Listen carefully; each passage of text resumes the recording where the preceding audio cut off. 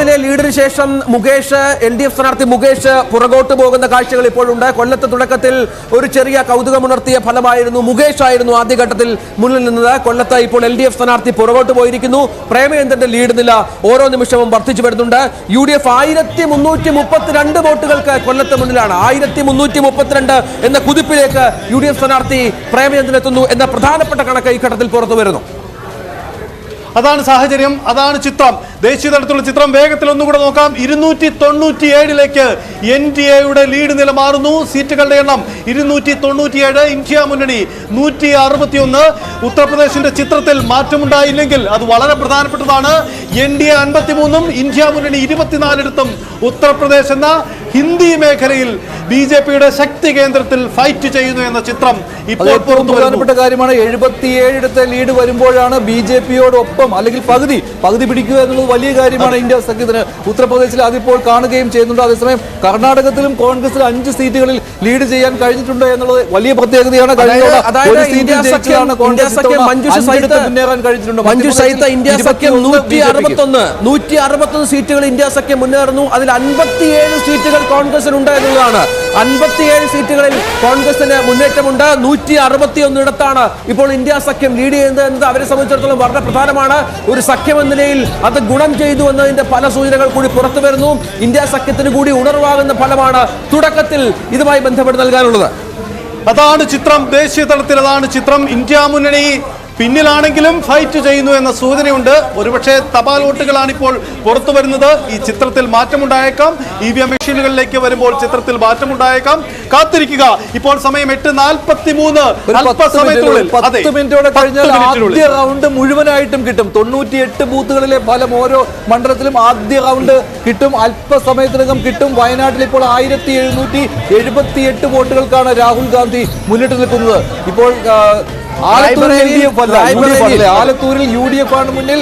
പാലക്കാട് LDFനാണ് മുന്നിട്ട് നിൽക്കാൻ കഴിഞ്ഞിട്ടുള്ളത്. ഇപ്പോൾ തിരുവനന്തപുരത്ത് ഇപ്പോഴും തരൂരാണ് മുന്നിൽ. തരൂർ ഇപ്പോഴും തിരുവനന്തപുരത്ത് മലപ്പുറത്തും പൊന്നാനിയിലും പ്രതീക്ഷിച്ച പോലെ തന്നെ UDF ആണ്. 7 സീറ്റിലാണ് LDFന്റെ ലീഡ്. ഇപ്പോൾ ബാക്കി 13 UDF ആണ്. BJP ഒരിടത്തും ലീഡ് ചെയ്യുന്നില്ല. തൃശ്ശൂരിൽ ഇപ്പോൾ LDF ആണ് ലീഡ്. തിരുവനന്തപുരത്ത് UDF ആണ്. BJP ഇപ്പോൾ ഒരു സ്ഥലത്തും ലീഡ് ചെയ്യുന്നില്ല. 13-7 UDF, 7 LDF എന്നതാണ് ഏറ്റവും പുതിയ അപ്ഡേറ്റ് എന്ന് പറയുന്നത്. മുകളിലത്തെ ആ കണക്ക് നോക്കേണ്ട.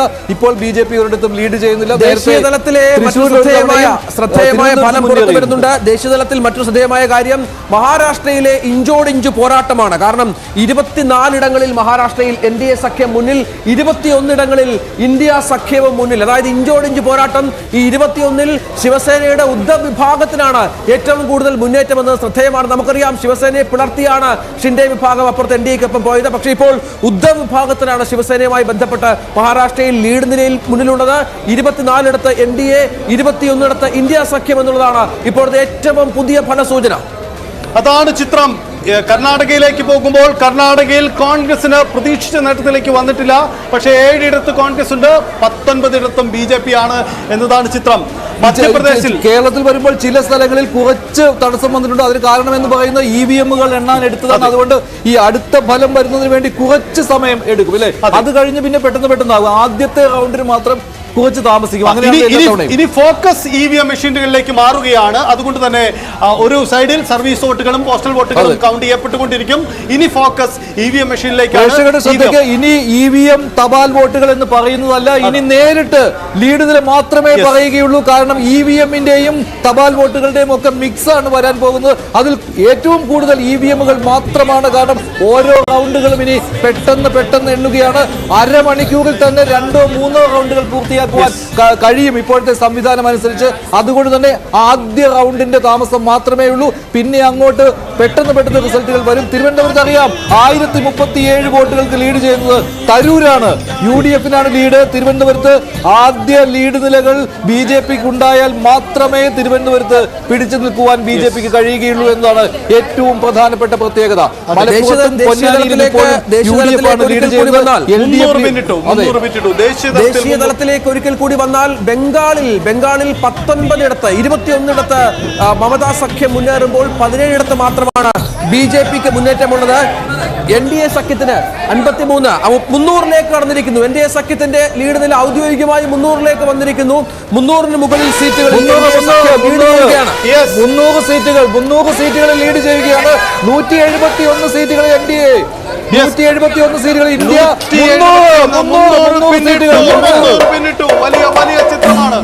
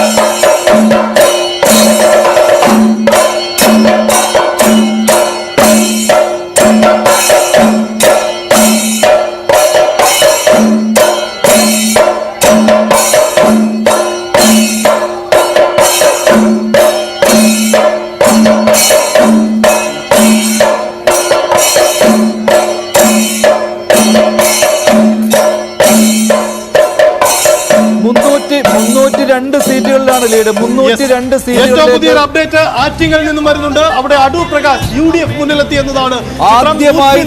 സീറ്റുകൾ 140 വോട്ടുകൾ അടൂർ പ്രകാശ് ലീഡ് എടുത്തു. അങ്ങനെ ആറ്റിങ്ങലും UDF പക്ഷത്തേക്ക് ലീഡ് വന്നിരിക്കുകയാണ്. അടൂർ പ്രകാശ് ലീഡ് ചെയ്യുന്നു. നേരത്തെ B ജോയി ആയിരുന്നു മുന്നിൽ. അങ്ങനെ ആറ്റിങ്ങലിൽ UDFന് ആദ്യമായി ലീഡ് കിട്ടിയിരിക്കുകയാണ്. അടൂർ പ്രകാശ് മുന്നിട്ട് നിൽക്കുന്നു ആറ്റിങ്ങലിൽ. അങ്ങനെ LDFന് മുന്നിലുണ്ടായിരുന്ന ഒരു സീറ്റ് കൂടി പിന്നിലേക്ക് പോകേണ്ടി വന്നിരിക്കുകയാണ്. ആറ്റിങ്ങലിൽ 140 വോട്ടുകൾക്ക് UDF മുന്നിൽ. തൊട്ടടുത്തുള്ള കൊല്ലം മണ്ഡലത്തിലും UDF ആണ് മുന്നിൽ. പത്തനംതിട്ടയിലും UDF ഇപ്പോൾ മുന്നേറ്റം തുടരുകയാണ്. മാവേലിക്കരയിൽ പക്ഷേ ഇപ്പോൾ LDF ആണ് അല്ലെ? മാവേലിക്കരയിൽ LDF മുന്നിട്ട് നിൽക്കുന്നു. മലപ്പുറം, ഇടുക്കി, ഒപ്പം എറണാകുളം പോലെയുള്ള UDF ലീഡ് ചെയ്യുന്ന മണ്ഡലങ്ങളിൽ വൻ ലീഡാണ് UDF സ്ഥാനാർത്ഥിക്ക് തുടക്കത്തിൽ തന്നെ ലഭിച്ചിരിക്കുന്നത്.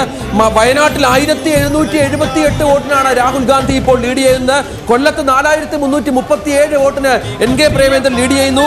വയനാട്ടിലെ കണക്ക് നമ്മൾ പറഞ്ഞു. ഇടുക്കിയിൽ 3993 വോട്ടിനാണ് ഡീൻ കുര്യാക്കോസ് ലീഡ് ചെയ്യുന്നത്. എറണാകുളത്തെ UDF ലീഡ് നില 2000 കടന്നിരിക്കുന്നു. അതുപോലെ തന്നെ കോഴിക്കോട്ട് 280 വോട്ടുകൾക്ക് ലീഡ് ചെയ്യുന്നു. 1037 വോട്ടുകൾക്ക് തിരുവനന്തപുരത്ത് ഇപ്പോൾ ശശി തരൂർ ലീഡ് ചെയ്യുന്നു എന്നുള്ളതാണ്. 1037 വോട്ടുകൾക്ക് തിരുവനന്തപുരത്ത് ലീഡ് ചെയ്യുന്നു. അങ്ങനെ UDF ലീഡ് ചെയ്യുന്ന സ്ഥലങ്ങളിൽ വളരെ പ്രധാനപ്പെട്ട ലീഡ് നിലയിലേക്ക് UDF സ്ഥാനാർത്ഥികൾ എത്തുന്നു. നേരത്തെ പറഞ്ഞതുപോലെ EVM മെഷീനുമായി ബന്ധപ്പെട്ടുള്ള ചെറിയ കാലതാമസമുണ്ട്. അല്പസമയത്തിനകം വളരെ നിർണായകമായ വേഗത്തിലുള്ള ലീഡ് നിലകൾ നമുക്ക് ലഭ്യമാകും. സംഗ്രഹിച്ച് പറയുകയാണെങ്കിൽ 6 സീറ്റുകളിലാണ് LDFന്റെ ലീഡ്. അത് വടകരയിലും കാസർഗോഡും, പിന്നെ ഇങ്ങോട്ട് വരികയാണെങ്കിൽ പാലക്കാടും ആലത്തൂരിലും തൃശ്ശൂരും മാവേലിക്കരയിലും പിന്നെ ഒരിടത്തു കൂടി ലീഡ് ചെയ്യുന്നുണ്ട്. അത് അങ്ങനെ ആറിടത്താണ് ലീഡ് വന്നിരിക്കുന്നത് അല്ലേ? അതെ, തിരുവനന്തപുരത്ത് UDF ആണ് ലീഡ് ചെയ്യുന്നത്. LDFന് ഒരു സീറ്റ് കൂടിയുണ്ട്. വടകരയുണ്ട്, കാസർഗോഡുണ്ട്, പാലക്കാടുണ്ട്, ആലത്തൂരുണ്ട്, മാവേലിക്കരയുണ്ട്, തൃശ്ശൂരുണ്ട്. ഇത്രയും സ്ഥലത്താണ് ഇപ്പോൾ ലീഡ് ചെയ്തുകൊണ്ടിരിക്കുന്നത് എന്നുള്ള പ്രത്യേകതയുണ്ട്. കൂടുതൽ സ്ഥലങ്ങളിലേക്ക് കോട്ടയത്ത് ഒരു അപ്ഡേറ്റ് വരുന്നുണ്ട്. കോട്ടയത്ത് UDFന്റെ ലീഡ് 1683 വോട്ടുകളിലേക്ക് മാറി എന്ന ചിത്രം കോട്ടയത്ത് നിന്നും വരുന്നുണ്ട്. UDF അവിടെ പിടിക്കുന്നു. UDFന് വലിയ നേട്ടം സീറ്റ് നിലയിൽ അവിടെ ഭൂരിപക്ഷത്തിൽ ഉണ്ടാകുന്നു എന്നതാണ് സാഹചര്യം. അവിടെ ലീഡിൽ 1683 വോട്ടുകൾ എന്ന സാഹചര്യത്തിലേക്ക് കോട്ടയത്തെ ചിത്രം മാറുന്നു എന്നതാണ്. വേഗത്തിലൊരു കാര്യം, അതായത് ഈ വലിയ ശക്തി മേഖലകളിൽ വലിയ ഭൂരിപക്ഷം, മറ്റിടങ്ങളിൽ ടൈറ്റ് ഫൈറ്റ്, അങ്ങനെ ഒരു സൂചന വരുന്നുണ്ട്. UDFന്റെ പരമ്പരാഗത ശക്തി മേഖലകളായ ഇടുക്കി, കോട്ടയം തുടങ്ങിയ മേഖലകളിൽ, വയനാട്, ഇവിടെയൊക്കെ വലിയ രീതിയിൽ തന്നെ UDF മുന്നേറുന്നു. അതേസമയം